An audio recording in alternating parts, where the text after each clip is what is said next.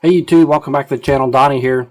It's been a while since I've done a video, but I have probably a couple months worth of pickups to share with you guys. Several cards, but also some non-card things that I thought were pretty interesting. So my wife has started up a little antique booth at the local antique mall here where we live. So she's been going around thrifting and hitting up the various thrift stores and antique malls around. And I've been going with her on some of those trips and found a few things for my future card room, which I'll get to in a minute. But anyway, found some cards in a few places and some non-card items that I wanted to share with you guys. So first up is this advertisement of Dave Boo Ferris. It's for razors. Back in the I guess it was I think it said the 40s, 50s, something like that. Let's see, it says copyright 1946, I believe. Anyway, so that was like $5 at an antique mall in, I think it was Muscle Shoals, Alabama. But I have a Dave Boo Ferris autographed baseball as well that I got when I was a kid. So I thought this would be a nice display piece to go along with that. So that was kind of interesting. So that was one of the non-card finds I found. And then the other one that was pretty cool, same antique mall, different vendor there, was this. Sorry for the glare from the ring light, but if I can get that off there or not. Anyway, hold it over here. It's a 1920s era company baseball team photo. The vendor had it listed as the American Caramel Company baseball team. It was, I think, $34. But when I saw it, I immediately knew I was going to get it. Picked it up. Had since posted this on Net54 asking for some help to ID it. And it turns out that this is the leftmost, or left about half of a larger panoramic photo of this baseball team. And it turns out the team is actually the American Chain Company. I have to do a little bit more research on where that company was located and a little bit of the history of it. But on the back was a stamp from Wild Bill's Bar and Grill in St. Louis, Missouri, where this once hung. I think where that bar and grill was, the address is no longer, does not exist anymore. So I don't know how long ago this photo was actually in that bar and grill. Quite a while, I suspect. Anyway, this came from there. It's, like I said, it's one half of a larger photo. The full-size photo was auctioned by Hakes Auction back in like 2010, I think. So if you guys want to go on there and look for American Chain Company baseball photo 2010-ish from the Hakes Auction House, you can see the link. But there's also a thread on Net54 where I posted trying to get some research and find out what this was. And one of the Net54s chimed in, had found the auction and posted a link to it, so you can also get to the link there and go take a look if you're interested. Anyway, I thought that was really cool. 20s era kind of, company baseball team photo from back in the day. So that's going to go on my wall in my new card room when I get a chance to work on it, along with several other things that my wife's picked up for me over the last few months that she's found. Speaking of my card room, so my daughter, who has one of the bedrooms down in our basement right now, she'll be getting her first apartment in June of this year. And so a lot of her furniture and stuff will go to that apartment, get her set up there, and she'll be probably in her own apartment from here on out. So I believe starting sometime maybe late this summer, I'll get a chance to start working on that bedroom and reconfiguring it to be my new card room. It's in the back part of the basement, so there's no windows in there. It has a pretty big walk-in closet that goes along with it. I'm going to move my desk that you see behind me in there. Some of the artwork that's at the backdrop right now. The display cases in there. There's a large baseball card cabinet that I saw advertised in, I think it was, I can't remember if it was the Beckett Vintage magazine or one of the SCD magazines, but one of the recent magazines in the last few months. So next year, when bonus time comes around, I'll probably use a chunk of my annual bonus to buy one of those new, or one of these large wood storage cabinets. If you've seen Mike Moynihan, Baseball Collector's videos with his Beast kind of catalog system that he has in the background in his card room, it's similar to that. It's not custom. I mean, they do customize them, the company that builds these, but it would be similar to that. It has some different size drawers for graded cards, non-graded cards, larger items, things like that. You can get them to configure it in a few different ways, but they look really nice. When I get a chance, I may post another video and show you guys the advertisement, but certainly next year, once I have my card room kind of set up and I get that new storage cabinet in, I'll do a video on that for sure. But between now and then, it'll be a work in progress getting that my daughter's bedroom converted into my card room, and then that'll give me more space. I can move all my cards in one location. I have some up in my closet, some in a kind of a coat closet upstairs, some down here, some in the safe. So I'll get all that worked out and sorted, and the artwork up. My autographed baseball display case that's right now sitting on top of my safe will go on the wall in the new card room. So anyway, that's that with the kind of the artwork and stuff and card room. So now I have a whole stack of, actually several stacks. Let's see here, stacks of pickups to go over with you guys. So I'll turn the camera around, get this set up where I can show the cards a little bit closer so you can see the detail in them. Everything from late 70s all the way back to pre-war over the last couple months. So stay tuned. Gonna look at some cards now. Hey guys, we're back now, ready to look at some cards. So these cards come from a variety of card shops, antique stores, the Nashville card show that took place here recently in the last couple weeks. So just a whole variety of places. I probably won't remember where each one came from because I've kind of got them out of order now from how I picked them up, but I'll do my best here and highlight kind of my favorite ones.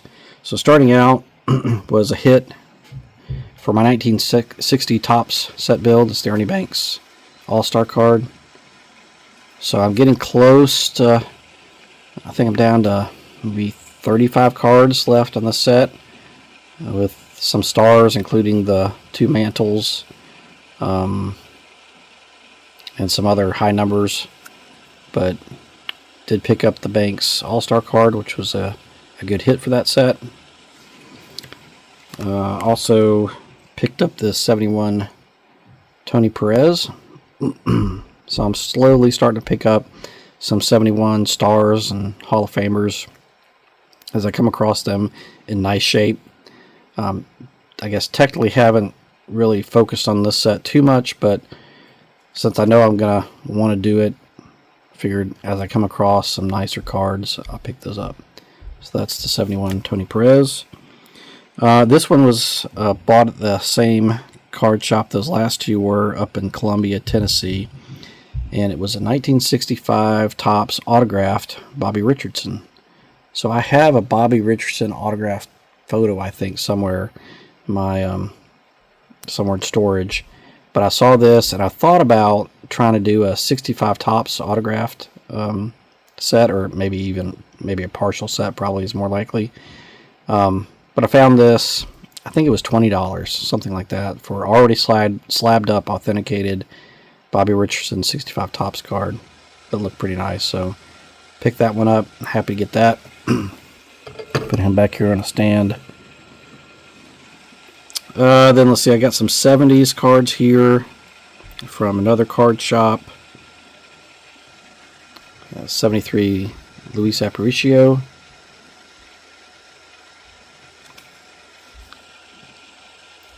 So nice there, minus the dog hair. And then 72 Topps Jim Cott.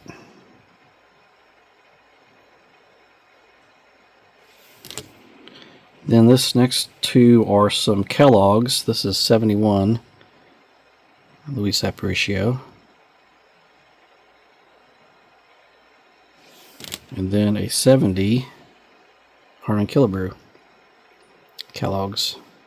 So I picked up a few of these over the last year or two, just kind of when I see them. I'm not really building the sets yet, but as I find some that are decent looking, stars and Hall of Famers, I'll pick them up if they're affordable. Then let's see, the 68 Topps Rod Carew All-Star.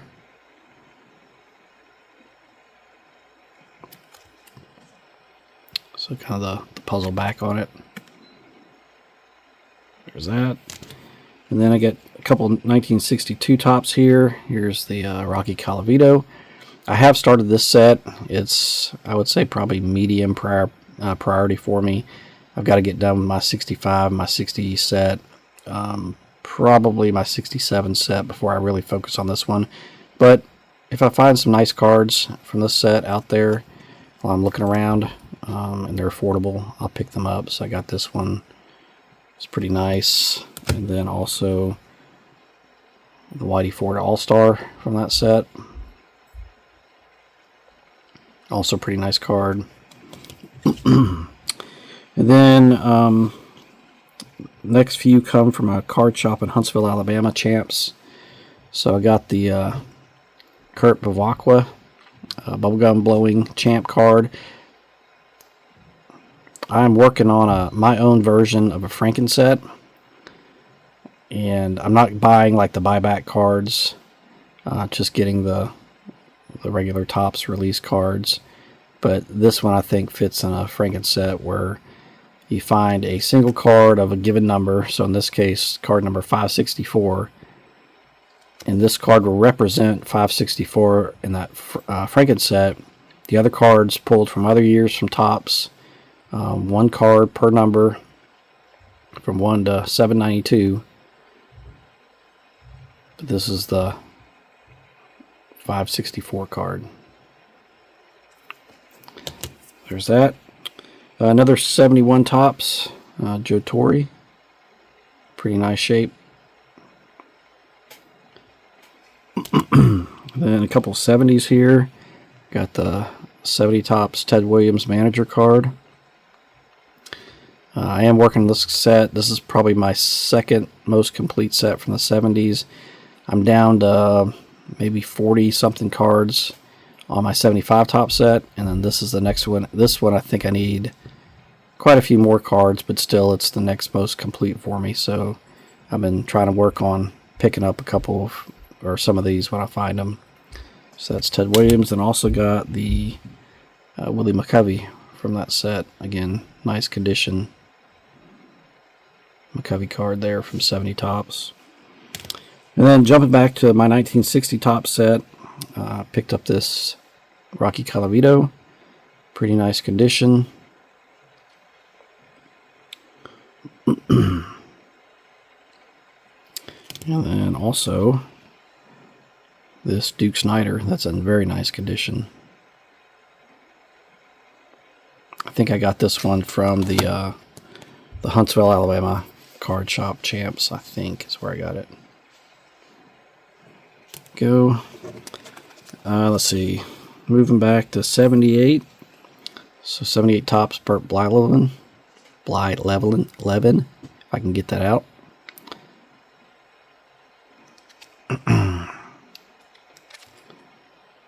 So there's that one. 76 Tony Perez. I thought this is a pretty sweet looking card.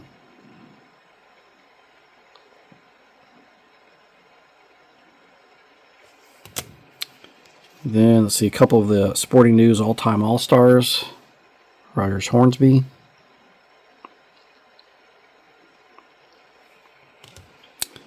And Walter Johnson.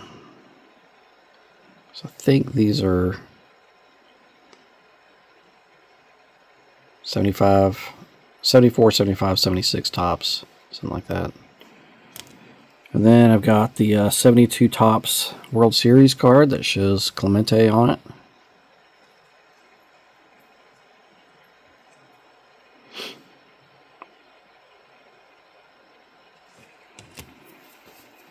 I like it when you can pick up a top tier Hall of Famer card like this for pretty cheap, because it's not his base card. It's a World Series, an All Star, an In Action, a leader card, whatever it may be. But that's pretty nice image of Clemente. Then let's see, 1970 Bill Buckner rookie card.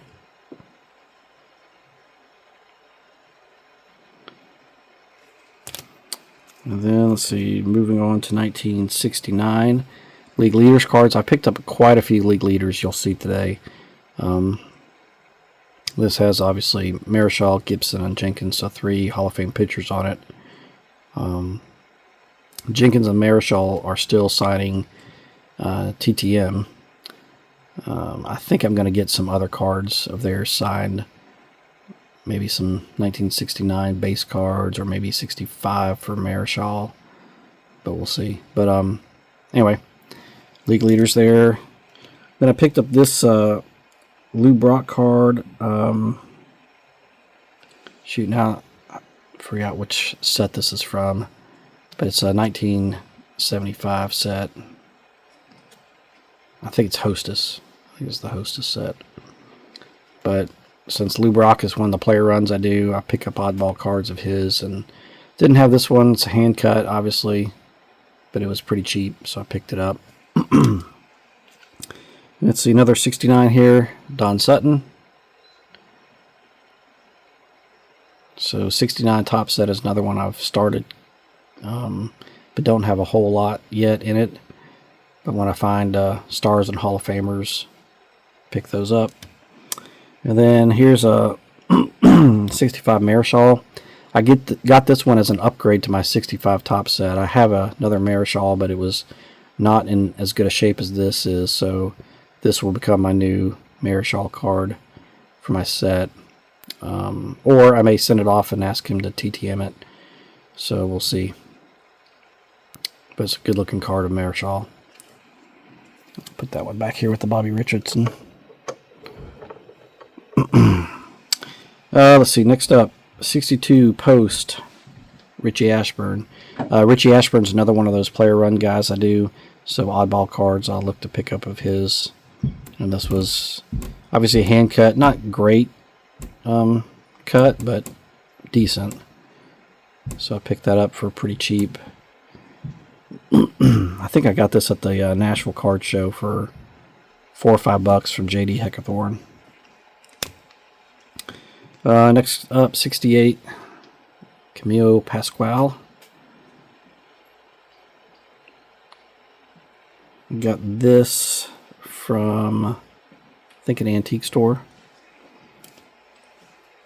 And then also 71 Hal Lanier. This card's kind of beat up, but I collect Hal Lanier as my dad's favorite player, so I didn't have this particular card of his, so I figured I'd pick it up even if it's low grade. And then also this 78 Louis Tiant, which is in very nice shape. Got that from that same dealer at that antique mall. So there are those. I'm going to cut the camera off right now, come back in just a minute with the rest. Okay, back for round 2. So the next several are from a local card shop that I got yesterday in Rogersville, Alabama. First up is the 76 Topps Dennis Eckersley rookie card. So I picked this up, I think it was under $15, certainly under $20, something like that.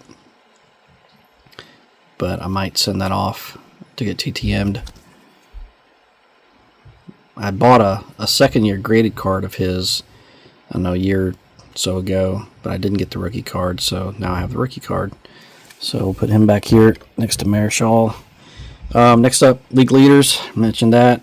Another 69 League Leaders. This one with Yaz and Oliva and Cater. So pretty nice looking card there. 69 Steve Carlton. I might get this one TTM'd as well. I don't really want to send his rookie card to him to autograph because the one I have is like a $300 card. But this card looks pretty good, and I might send this one to Mr. Carlton to get autographed. We'll see. I picked up several from 1963 Topps. So first up is Rookie Stars with Gaylord Perry on it. Obviously, I think Gaylord Perry's real rookie card is 62 Topps, but he's on this Rookie Stars card as well that I didn't have, that I needed for the set. So got that one. AL Home Run Leaders card with Killebrew and Maris, several others on it. So another set hit there. Got the Buck Blasters card with Clemente and others on it. That's a pretty nice looking card there. So that's, I think, 2 Clemente cards in this kind of pickup video. Next one is a mantle. It's the 62 AL Batting Leaders card with Mantle and 4 other players on it, but still counts as a Mantle card. Still need this one if you're doing a Mantle run, guys. Only getting base Mantles does not count.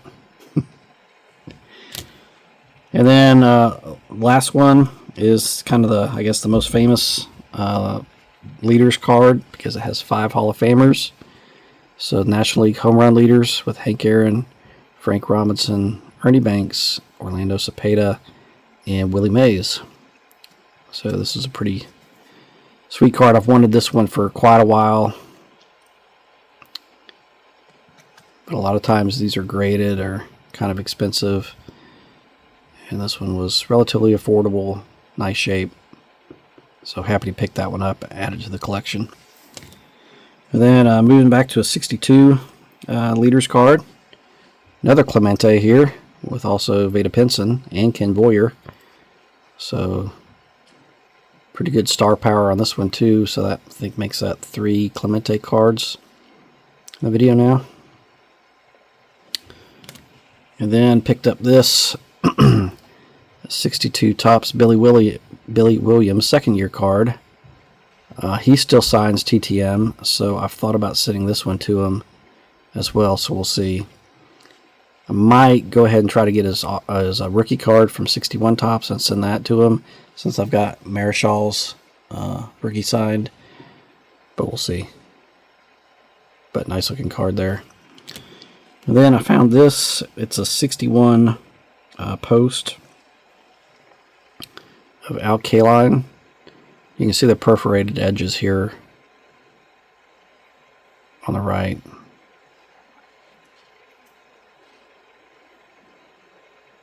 But it's pretty nice shape.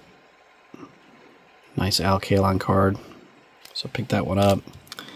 Next couple, moving back to 1957 Topps.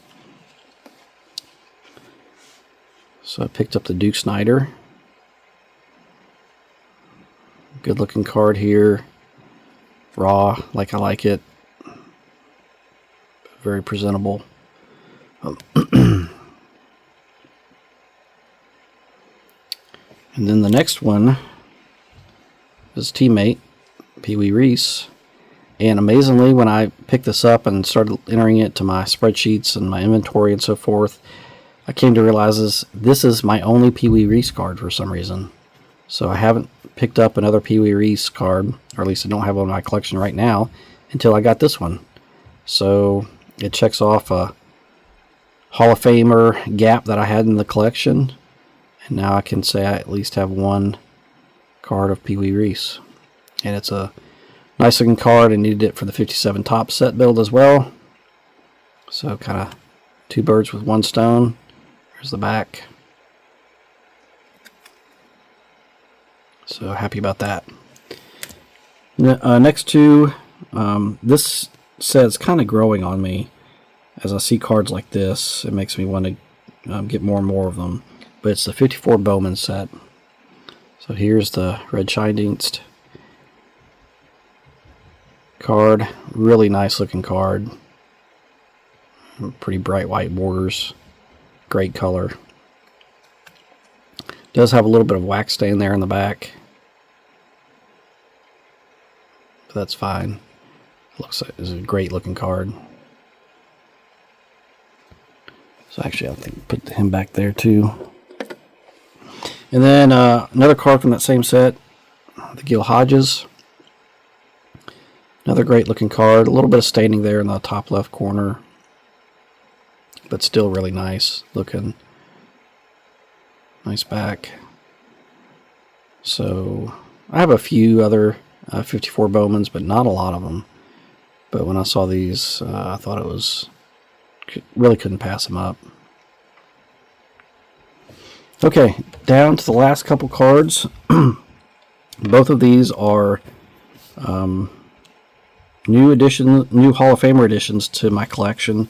One is a new set edition as well. First up is a card that I picked up in a card shop in Birmingham when we were down there looking at thrift stores and antique shops for my wife's birthday back in February. There's a card shop that was shutting down, or going to be going, kind of closing their physical location at the end of March. So I wanted to stop in there and see what they had. And he was pretty well cleaned out of most of his vintage stuff. He had a few things, but nothing, not a lot of inventory. But he did have this one card. And it's a set I've been kind of looking at a little bit more. And the price was priced reasonably, so I was able to pick it up. And it was a Hall of Famer that I didn't have an example of yet in my collection. And it's the 1949 Bowman Bobby Doerr. So if you guys have watched my Strongsville video from last year, you may remember that I picked up an autographed Bobby Doerr exhibit card in Strongsville in 2025. But then I turned around and used that card as one of the prizes to the subscriber appreciation contest that I ran. And so that card was with me for a month and a half, something like that, before it left the collection. And then I didn't have any other Bobby Doerr cards, at least not playing days cards of him, until I picked up this recently. So now I can say that I do actually have an example of a Bobby Doerr playing days card in the collection. Pretty good looking card, nice condition. And it fills one of the Hall of Famer gaps in that 49 Bowman set that at some point I'll build. But until then, he will be a lone representative of Bobby Doerr in my collection. The last one comes from the Nashville Card Show. If you guys haven't heard, or you probably have heard, but if you guys didn't attend, this is probably the biggest and most well-attended Nashville card show that I've ever been to, and I think probably in history, at least in the last 20-something years. They had all three rooms going, over 1,100 tables, I think. A lot of the big vintage dealers, obviously a lot of modern and Pokemon and stuff there too.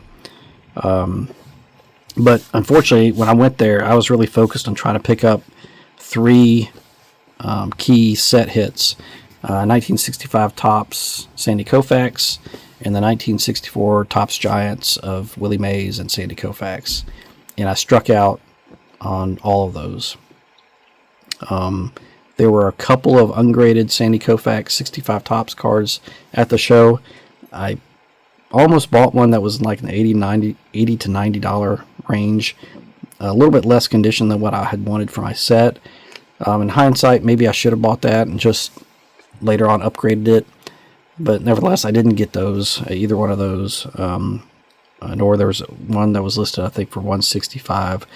That was in a little bit better condition, but it had this spot on the left border that has bothered me the last few times I've looked at it from this dealer. The dealer's, I think his name is Roger Till. I bought other stuff from him, and he has a ton of vintage inventory. So if you guys are ever at a show, stop by his table, take a look at his inventory, and give him some business. But that spot on that left border just has bothered me ever since I've been looking at that example, so I didn't pull the trigger on that one again. So I didn't get any of those 3 primary targets at the card show. In fact, I spent only a little over $200 at the show, and that includes $10 for parking and $30 to get in this VIP pass. So well under $200 as far as what I spent on cards. But I was walking around the show and saw this card, and I just kind of did a double take and stopped in my tracks and came back to it because it was so stunning for the grade, and the price tag on it was $50. I offered the dealer $40. He said sure. So I immediately couldn't get my cash out fast enough for this. Gave him the $40, walked off, and this was, to me, my favorite card or favorite pickup from the show for sure, and probably favorite pickup of all the cards I've shown today to you guys. But anyway, this fills in a set that I didn't have an example of yet in my collection, as well as a player, Hall of Fame player, that I didn't have an example of yet. So let me just go ahead and show it. It's the 1941 play ball of Arky Vaughan. And if you look at it just like this, I mean, the card looks amazing. Great colors, centered, white borders, but it's an SGC 1.5. He had another one, I think, that was graded a 3, that he had maybe a $150 price tag or something on like that. But to me, this one for $40 had the eye appeal and stuff that I wanted for a lot cheaper than the 3 graded one. So if you look in the back, see a little bit of chipping down here. It's maybe a little bit harder to see, but there are some like surface wrinkles that run up through here in the back of the card. It's really hard to see though, unless you hold it just right. I don't even know if I can get it to where it'll show up on the camera here. But they are there. They're very hard to see though. In fact, when I looked at the show, I didn't see those. I was thinking that, you know, this chipping down here, and if you look in the front, maybe a little bit of surface wrinkle here, but I couldn't tell if it was in the case or if it was actually on the card, and honestly I still can't. But I saw it and I said, for $40, that card looks amazing. And like I said, I didn't have any Arky Vaughan cards yet. I didn't have any 41 play ball cards yet. I'm not a huge fan of this set, but this one may make me change my mind on that, because this card looks amazing. So I'm super happy that I was able to find this deal, pick it up. Just goes to show you, you don't have to be spending thousands or even hundreds of dollars for that matter to get some nice pre-war vintage Hall of Famer cards. You can find stuff like this at dealers for $40, $50, $60 and have some really nice examples to look at and build out your collection with. So put Arky Vaughan back here. So that does it for today, everyone. I hope you like looking at all those cards. I know there's quite a few there to go through, kind of a longer video maybe. But I appreciate you guys tuning in. If you liked what you saw, give a like, subscribe if you're not subscribed so you can see future videos. And we'll talk later. Thanks, everyone. Have a good day.